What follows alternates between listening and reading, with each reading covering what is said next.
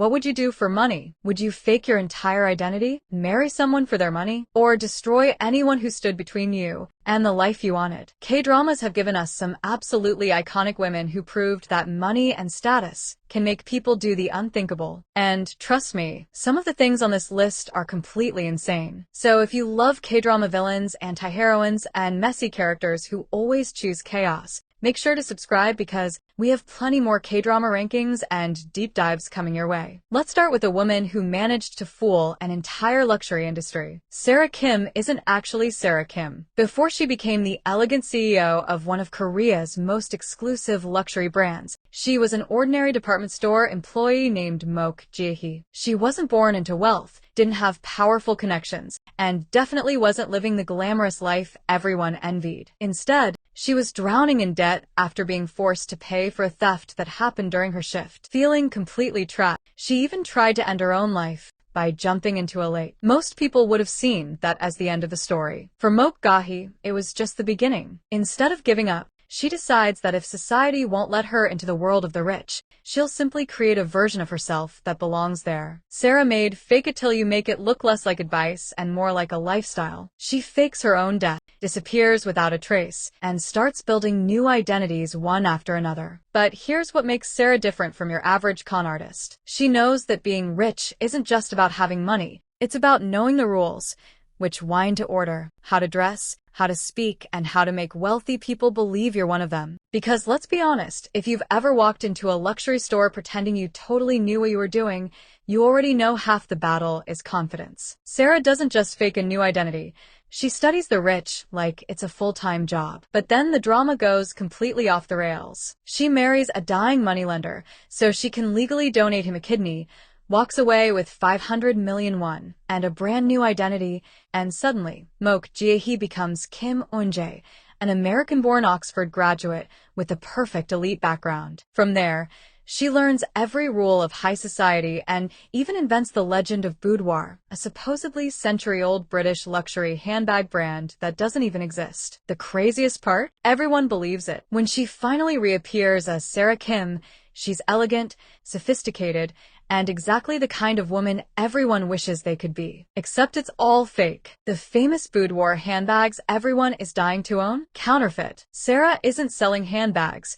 She's selling status. And let's be honest, isn't that exactly what luxury is all about? That's why one of the most iconic lines in the drama perfectly sums up her entire philosophy. If you can't tell the fake from the real, is it really fake? Even the ending keeps you guessing. Another woman becomes so obsessed with Sarah that she tries to steal her identity, forcing Sarah to disappear into yet another fake life. By the end, nobody knows who the real Sarah Kim is anymore, and honestly, that's probably exactly how she wanted it. But if Sarah Kim was a master con artist, Baek Ah-jin was something even scarier. She didn't steal people's money. She stole their trust. To the public, Baek Ah-jin is perfection, beautiful, elegant, and one of South Korea's biggest actresses. The cameras love her, the fans adore her. She's the woman everyone wants to be, or at least, that's exactly what she wants everyone to believe. Because behind that perfect smile is someone constantly studying every person she meets. She notices what they're insecure about, what they desperately want, and what they're afraid of losing. Then she quietly uses every single weakness against them. That's what makes her terrifying. She rarely needs violence because she convinces people that helping her was their own idea. Throughout Dear Ex, she climbs to the very top by treating people like stepping stones. Friends become disposable, lovers become opportunities, and mentors become tools. The second someone is no longer useful, she simply walks away without looking back. We've seen manipulative K-drama characters before, but Ah-jin takes it to another level because she makes it all look effortless. But here's why viewers still can't agree on Baek Ah-jin. The drama never tells you she's simply evil. Instead, it asks one uncomfortable question. What if manipulation wasn't something she chose? What if it was the only way she ever learned to survive? Growing up in an abusive home,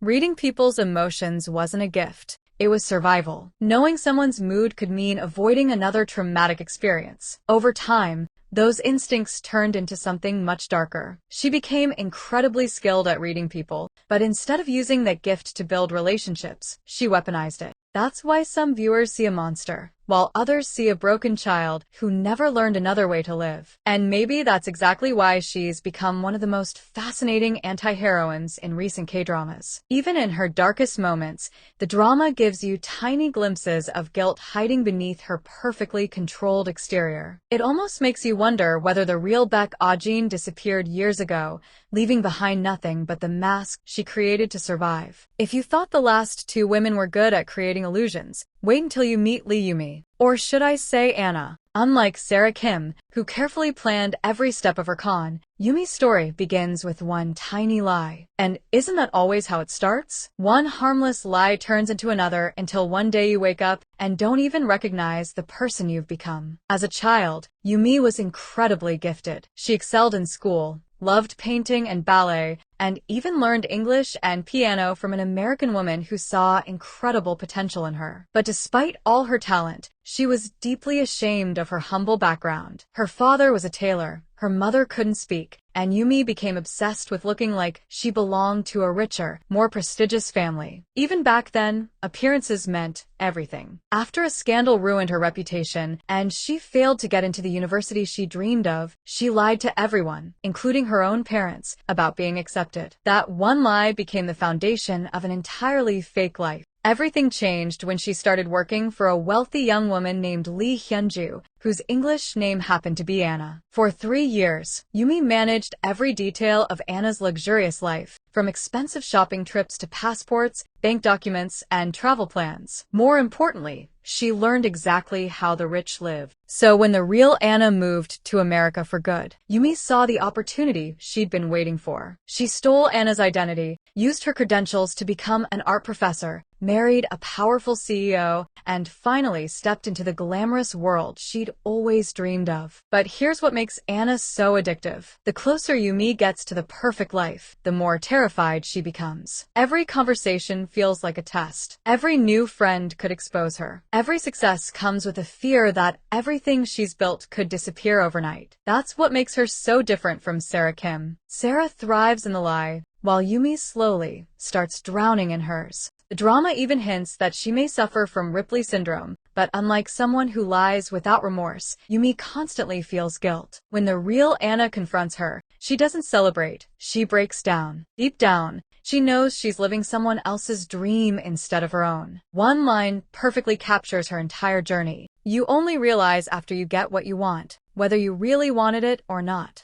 Becoming Anna was the easy part. Living as Anna was the impossible one. Unlike Anna, who spent her life trying to become someone else, our next character never wanted to be anyone else. She just wanted to be number one. When people think of iconic K-drama villains, Chun Soo-jin is almost always one of the first names that comes to mind. The penthouse became an absolute phenomenon, and every single time she appeared on screen, you just knew someone was about to have the worst day of their life. She wasn't just ambitious, she was obsessed with winning. Winning competitions, winning power, winning status, winning at absolutely everything. And if someone happened to stand in her way, well, good luck to them. One of the moments that perfectly defines her character happens years before the main story even begins. Out of pure jealousy, she slashes her rival Oh Yoon-hee's throat with a trophy, permanently destroying her singing career. Imagine being so petty that instead of accepting second place, you make sure your competition can never sing again. Honestly, Chun Soo-jin never believed in "May the best woman win." Her motto was more like, if I can't win, nobody can. And somehow she only gets worse. She rigs school admissions, manipulates competitions, blackmails rivals, frames innocent people, covers up murders, spreads false rumors, and emotionally destroys her own daughter in her desperate obsession with perfection. If you've watched The Penthouse, you probably asked yourself the exact same question every single season. How is she still getting worse? And somehow, every single time, she found a way. She faked mental illness, pretended to have dementia, manipulated doctors, murdered Oh Yoon-hee, and crossed line after line without ever looking back. Honestly, every time you thought she'd reached rock bottom, she'd grab a shovel and keep digging. But what made Chun Soo-jin more than just another over-the-top villain was that the drama actually showed us where her obsession came from. Growing up under an abusive father convinced her that perfection was the only way to deserve love. It doesn't excuse the horrific things she did,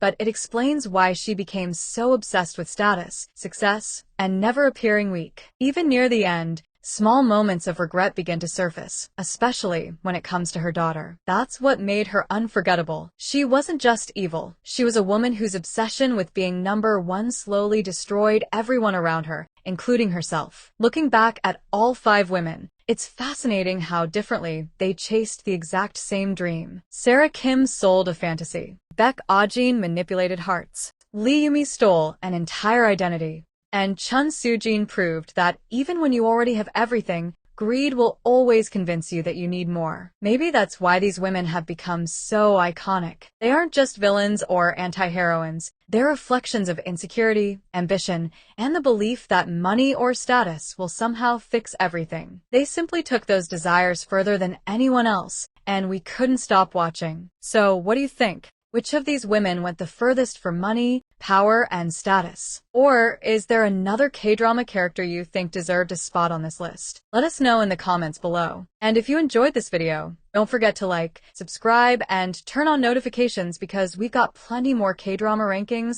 character deep dives, and iconic villains coming your way. Thanks for watching, and until next time.